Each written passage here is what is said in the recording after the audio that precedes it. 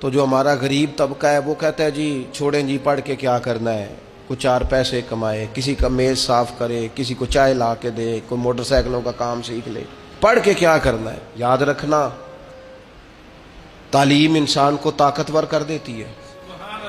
یہ جس کو آج آپ نے 200 روپے دیہاڑی پہ بھیجا ہے نا، اس کو آپ تعلیم دیں، رب بڑا کریم ہے۔ امام شافعی فرمایا کرتے تھے علم آ جائے تو پیسہ تو پیچھے پیچھے آنا شروع ہو جاتا ہے۔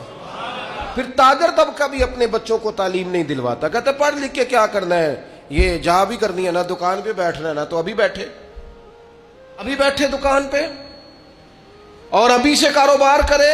جتنے عرصے میں اس نے تعلیم حاصل کرنی ہے اتنے عرصے کے اندر اس کو تجربہ آ جائے گا۔ خدا کے بندے، اگر یہ علم پڑھ کے دکان پہ بیٹھے گا نا تو پھر یہ دکاندار نہیں ہوگا، یہ قومی سطح کا تاجر ہوگا۔ پھر یہ اس طرح کا شخص ہوگا کہ جو